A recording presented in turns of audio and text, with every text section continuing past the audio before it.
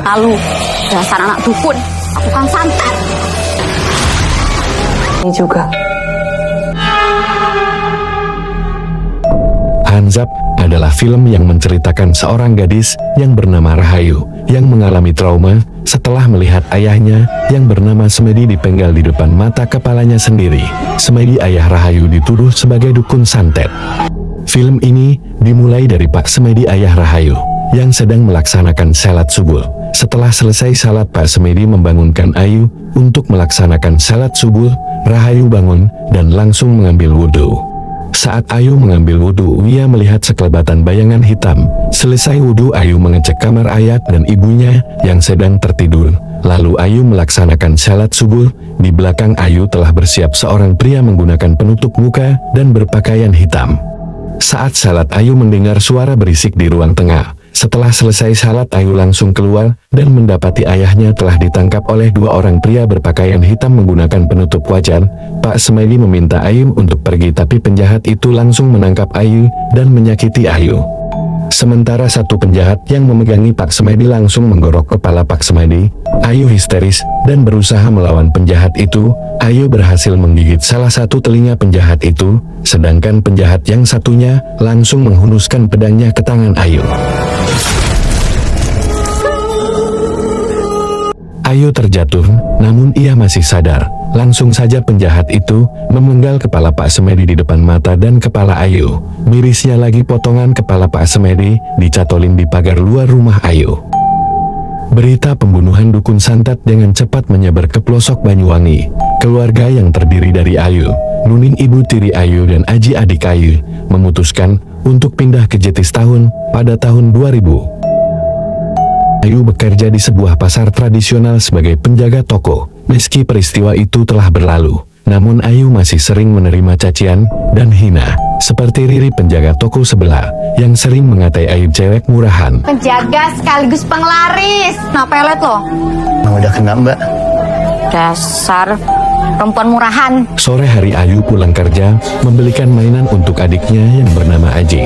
Sesampainya di rumah, Ayu mendengar percakapan Bu Nuning dan Eyang Sentot. Lalu Ayu masuk dan mencium tangan Bu Nuning dan Mbah Sentot. Kemudian Ayu memberikan mainan yang ia bawa dari pasar untuk Aji. Eyang Sentot bilang untuk Rahayu jangan terlalu memanjakan adiknya. Ayu lantas mengajak Aji main di atas. Ayu yang masih di tangga mendengarkan Mbah Sentot meminta Bu Nuning untuk menjual ruko tempat tinggalnya sekarang. Ayu maunya di sini. Meskipun Rahayu bukan anak kandungku, tapi aku sangat sayang sama dia. Untuk menjual ruko ini. Agar mereka bisa hidup lebih tenang, bahkan Ayu bisa melanjutkan kuliahnya. Tapi Bu Nuning enggan menjual ruko itu, karena Ayu ingin tinggal di sana. Meski bukan anak kandungnya, tapi ia sangat menyayangi Ayu. Mbah Sentot mengingatkan peristiwa yang terjadi dengan suami dulu membuat orang-orang semakin berpikir yang tidak-tidak. Mendengar perkataan itu, Ayu yang masih berdiri di tangga langsung teringat kejadian pembunuhan itu. Dan orang-orang berkumpul di rumahnya untuk mengusir keluarga Ayu dari rumahnya saat itu. Namun dari sekumpulan orang itu, Ayu melihat Mbah Sentot menjadi salah satunya. Setelah Mbah Sentot pulang, Ayu mengantarkan pisang hasil panen Mbah Sentot ke tempat tinggal Mbah Sarwo. Ayu memanggil-manggil Mbah Sarwo namun tak ada jawaban. Ayu masuk dan meletakkan pisang itu. Kemudian Ayu beranjak pulang, namun Ayu melihat tongkat hijau berkepala ular milik ayahnya. Ayu melihat tongkat itu, langsung ia terbawa dalam ingatan masa lalunya, ketika ibunya meninggal dunia saat Rahayu kecil memegang tongkat kepala ular dan bersembunyi di dalam lemari. Kemudian Pak Semedi meminta tongkat itu. Kenapa? Bapakmu memberikan tongkat itu padaku. Kujaga. Tamat. Kalau kamu tidak hati-hati, kamu bisa bernasib seperti ibumu. Kemudian Ayu dikagetkan oleh Mbah Sarwo yang mengakhiri ingatan masa lalunya itu. Mbah Sarwo menjelaskan sedikit tentang tongkat itu. Ayu langsung pamit pulang, tapi Mbah Sarwo memanggilnya. Mbah Sarwo mengingatkan Ayu agar berhati-hati dengan Eyang Sentot yang terus membujuknya untuk menjual ruko tempat tinggalnya itu. Mbah Sarwo juga mengingatkan rumah masa kecil Ayu yang telah diwakafkan menjadi musala, tempatnya berada di belakang pasar. Ayu langsung menuju musala itu untuk menunaikan salat Isya. Setibanya di musala ada satu orang yang sedang menjalankan salat dan diganggu setan. Ketika orang itu salat, ada yang menepuk pundaknya, menandakan ada orang yang ingin berjamaah. Lantas orang itu mengeraskan bacaannya. Suasana terasa aneh hingga membuat orang itu tak khusyuk dalam salatnya. Sesaat kemudian para setan itu mengikuti bacaan yang dilafalkan oleh orang itu. Saat salam terakhir, orang tersebut menengok ke kanan dan ke kiri tapi tak melihat siapapun. Lantas orang itu mengambil jurus langkah 1000, ngibrit, hingga sendalnya ketinggalan.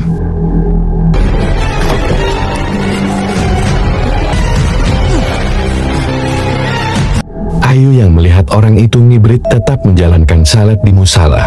Meski Ayu sudah merasa ada hawa yang aneh saat pertama kali masuk musala, saat Ayu salat ada suara yang terus mengikuti bacaan Ayu, membuat Ayu tak khusyuk dalam salatnya. Allahu Akbar. Sesaat kemudian banyak barisan setan yang ikut berjamaah bersama Ayu. Ayu nengok ke kanan dan kiri saat salam tak melihat siapapun di sana. Sesaat kemudian Ayu melihat banyak setan mengerumuninya. Ayu histeris yang membuatnya masuk ke dalam dimensi masa kecilnya di mana Ayu kecil melihat ayahnya sedang mengobati seorang pasien yang terkena santet. Pak Semedi mengeluarkan seekor ular dari mulutnya dan melawan ular yang keluar dari mulut sang pasien. Setelah selesai ular, Pak Semedi menghampiri Rahayu kecil yang berdiri di depan pintu. Pak Semedi yang menyadari itu langsung menangkap ular itu, dan ular itu berubah menjadi tongkat hijau berkepala ular. Kepadanya jiwa kaulah, ing pepetening ratri.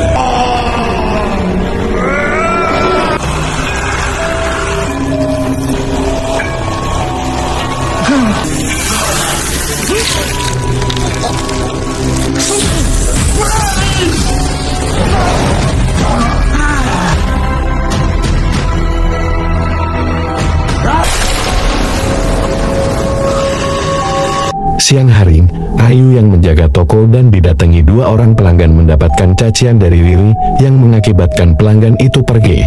Riri yang terus saja menghina Ayu dengan perkataan, Ayu menggunakan penglaris, dasar anak dukun, anak tukang santet. Kesabaran Ayu yang tinggal seujung jari, akhirnya meledak. Ayu mencekik Riri tanpa ampun seperti orang kesurupan. Dasar anak dukun, anak tukang santet. Semua orang berkumpul. Ayu diruqyah oleh Suratman, tukang panggul pasar, sampai Ayu sadar. Salah satu ibu-ibu mengatakan bahwa ponakannya juga kesurupan setelah salat di musala itu karena banyak setan peliharaan Pak Semedi, ayah Rahayu. Suratman bertanya apa Ayu habis dari musala itu, tapi Ayu tak menjawab dan memilih untuk pergi, dan semuanya bubar. Di rumah Bu Nuning, Ibu Tiri Ayu bertanya tentang kejadian di pasar. Bu Nuning juga mengingatkan jika Ayu merasakan kedatangan mereka. Ayu baca ta'awuz lalu meludah ke kiri 3 kali. Ayu mengiyakan perkataan ibunya sembari berlalu mengambil mukena dan salat ke musala itu lagi. Sesampainya di musala, Ayu melihat satu orang sedang menjalankan salat, namun Ayu melihat anak kecil nemplok di pundak orang tersebut, yang mengakibatkan orang itu susah dalam gerakan salat. Ayu terus mengucek-ngucek matanya, kemudian setan itu hilang. Lalu Ayu mengambil wudhu dan salat. Saat Ayu hendak salat, tiba-tiba jendela musala tertutup sendiri. Kemudian Ayu melanjutkan salatnya. Saat Ayu bangun dari sujud, ia melihat kaki hitam burik di belakang horden pemisah. Lagi-lagi Ayu kehilangan kehusuknya saat salat. Kemudian Ayu membaca takawus dan meludah ke kiri 3 kali, namun tiba-tiba hantu pocong berkepala potong hadir tepat di hadapannya. Ayu kaget terjatuh di tumpukan pocong-pocong. Ayu berdiri dan melepas mukenanya, tapi seperti biasa Ayu selalu ditarik ke alam lain dan melihat masa kecilnya saat ayahnya mengobati pasien itu dengan perewangannya, dan Ayu melihat semua itu. Ayu membantu ayahnya mengobati seorang pasien tanpa sepengetahuan Pak Semedi itu. Kemudian Pak Semedi melarang Ayu ikut-ikutan, yang kemudian Ayu kemasukan setan. Lalu Eyang Sentot meruqyah Ayu dan meminta Pak Semedi bertobat tak lagi menjadi dukun yang bersekutu dengan jin. Kalau Rahayu bergaul dengan makhluk-makhluk itu, Pak Haji. Tapi kamu sendiri juga harus bersih. Kemudian Rahayu tersadar. Setelah itu Rahayu pulang, tapi di rumahnya sudah para warga yang menuduh rumah Rahayu. Ibu Mina, yang merupakan Ibu Riri, tak terima anaknya dicekiki Ayu saat di pasar. Ayu meminta maaf kepada Ibu Mina, tapi Ibu Mina malah menghina Ayu. Saya nggak ada niat untuk menyakiti siapapun. Dasar anak setan. Kalau bapakmu itu dipenggal, Dengan perkataan bahwa Ayu adalah anak dukun santet, setelah puas mengejek Ayu mereka langsung membubarkan diri. Malam hari setelah kejadian itu Bu Nuning meminta Ayu untuk tidak membuat keributan dan bersikap sewajarnya. Bu Nuning juga mengatakan penawaran Eyang Sentot untuk tinggal bersamanya. Ayu merasa ini tempat tinggalnya sedari kecil. Ditambah lagi Ayu yang kurang suka dengan Eyang Sentot. Ayu berpikir kalau Eyang Sentot hanya ingin menguasai harta peninggalan. Semakin hari Ayu semakin suka salat di musala itu. Ayu bertemu Suratman yang habis menjalankan salat. Suratman bersedia menunggu Ayu salat jika Ayu takut, tapi Ayu menolak. Ayu pun salat seperti biasa. Di tengah-tengah salatnya Ayu melihat dirinya waktu masih kecil tertidur di pangkuan makhluk gaib. Ayu tak menyelesaikan salatnya. Ayu ngibrit lari ketakutan dan dikepung oleh rombongan setan. Kemudian ada tangan yang menariknya, yaitu tangan Suratman. Ayu yang terbangun sudah berada di rumah Mbah Sarwo. Mbah Sarwo mengatakan bahwa makhluk halus itu Ayu sendiri yang memanggilnya tanpa sadar. Mereka adalah teman-teman Ayu semasa kecil Ayu. Semua kejadian masa lalunya membuat Ayu menjadi seperti ini. Siang hari di pasar, Ayu merasa mual dan muntah-muntah. Sesaat kemudian Ayu dapat melihat makhluk halus pengarisan yang ada di pasar. Setelah itu Ayu mendengar suara Bu Minah marah-marah, memarahi Bu Nuning karena pelanggan lebih memilih membeli bunga di tempat Bu Nuning. Ayu melihat ibunya dicaci maki oleh Bu Minah. Tiba-tiba ada ular gaib yang langsung mematuk Bu Minah. Seketika kaki Bu Minah melepuh dan banyak koreng.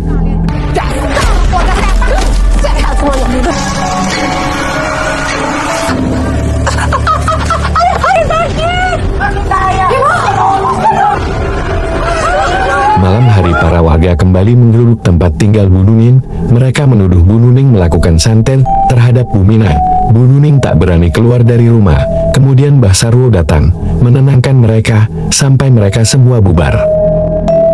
Setiap Ayu merasa kesan atau marah kepada seseorang, ular itu selalu membantu Ayu tanpa Ayu sadari.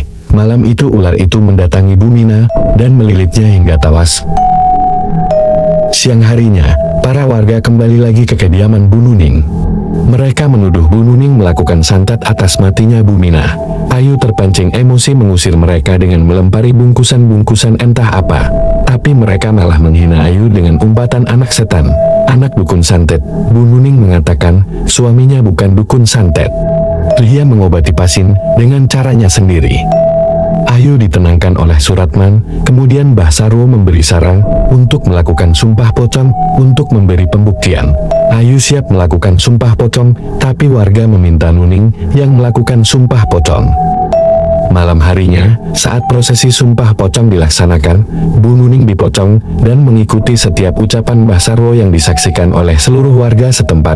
Di sisi lain Ayu melaksanakan salat di musala yang diwakafkan oleh bapaknya. Sedangkan Bu Nuning yang selesai mengikuti ucapan sumpah pocong Mbah Sarwo, memejamkan matanya. Bu Nuning melihat setan peruangan almarhum suaminya, dan juga melihat Ayu sedang salat dikerumuni setan-setan itu.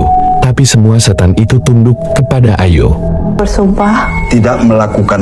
tidak melakukan santet. Kalau memang saya melakukannya, Saya siap mati mendadak.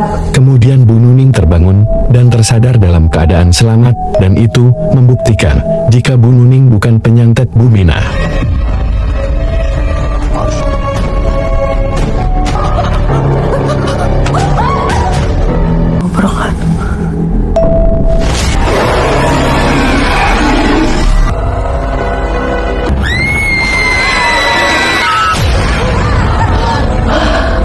Siang harinya Ayu sedang makan bakso dan bertemu Suratman. Suratman bertanya, dengar-dengar kamu mau pindah ya Ayu? Ayu menjawab gosip. Sesampainya di ruko tempat tinggalnya Ayu melihat orang-orang yang akan membeli ruko peninggalan ayahnya itu. Ayu masuk ke dalam ruko dan duduk di ruang tamu dan bertanya, mereka itu suruhan Mbah Sentot kan? Ayu terlihat marah. Bu Nuning menceritakan pengalaman gaibnya saat disumpah Poton. Ia melihat semua setan peliharaan ayahnya yang mengejar-ngejar Bu Nuning, dan Bu Nuning juga melihat Ayu di sana. Bu Nuning tidak mau jika mereka dikuasai oleh setan, tapi Ayu yang marah seperti kesurupan menjauhan nafsu itu adalah Mbah Sentot yang ingin mengusai harta bapak. Ayu juga mengatakan bahwa Mbah Sentot yang merencanakan pembunuhan bapak dan berhenti mempercayai kesolehan Eyang Setan yang berbalut dosa. Patau Menguasai harta bapak, rencanakan pembunuhan itu. Di antara orang-orang itu, aku yang menggigitnya saat bapak diserang. Dan Pak Deung mengenal orang itu, telah membayar lunas, kepalanya dipenggal secara keji. Kamu juga harus mati, kandungku dulu. Kemudian Ayu pingsan tergeletak di lantai. Saat Ayu bangun, ia melihat jam dan dia sudah telat untuk datang ke pasar. Ayu meminta maaf kepada Bu Endang pemilik toko bahwa ia ketiduran, tapi Bu Endang memberi Ayu sebuah amplop dan memecat Ayu. Ayu berjalan di lorong pasar dengan perasaan hancur. Lalu Ayu menuju musala. Di dalam musala Ayu mengingat semua perkataan yang menghina dan mencaci makinya, Bu Endang yang memecatnya, dan Bu Nuning ibu tirinya. Ayu yang seperti orang depres tiba-tiba dilempar kepala penggalan ayahnya yang membuatnya dirasuki oleh setan. Kemudian Ayu mengeluarkan 2 ular dari mulutnya. Masing-masing ular itu menuju ke Bu Endang pemilik toko yang memecatnya, dan yang satu lagu menuju Bu Nuning. Ular itu mematuk Bu Endang. Di sisi Bu Nuning, yang semenjak percakapannya dengan Ayu tempo hari lebih banyak bengong hingga tak menyadari Aji meminta diambilkan minum. Bu Nuning yang tersadar dari lamunannya bersiap mengambilkan Aji minum, tapi ia melihat ular yang melilit di bahu Aji. Bu Ayu mengambil ular itu, tapi ular itu terus menyerang Bu Nuning. Bu Nuning melepar ular itu dan membenturkannya ke lantai. Ayu yang tersadar berlari pulang dan melihat Bu Nuning membentur-benturkan Aji di lantai, tapi sepenglihatan Bu Nuning itu bukan Aji tapi ular yang akan memantuknya. Ayu yang berusaha menolong Pung terluka di bagian kepala akibat dilampar Bu Nuning. Sesaat kemudian Bu Nuning seolah-olah melihat Pak Semedi dan mengajaknya untuk pergi. Lalu Bu Nuning bunuh diri dengan cara menggantungkan dirinya di seutas kayu.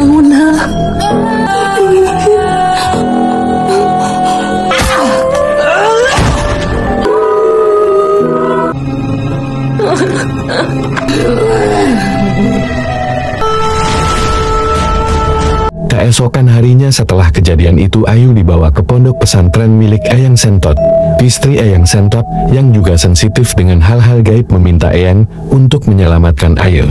Ia merasa di musala itu ada sesuatu yang membuat Ayu untuk tertarik kedua alam.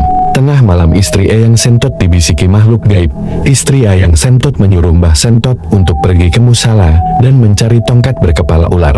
Saat Mbah Sentot mencari ke musala, ia mendapat tengkorak kepala yang diletakkan di atas plafon musala.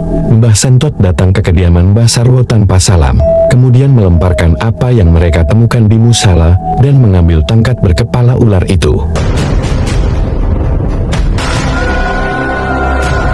Bajingan, Rahayu, anakku. Malam harinya, Ayu yang sudah bersiap untuk diruqyah melihat salah satu santri yang bernama Wahid yang merupakan anak Eyang Sentot.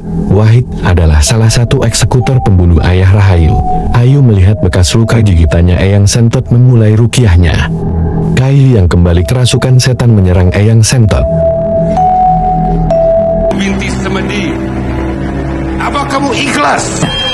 Ikhlas.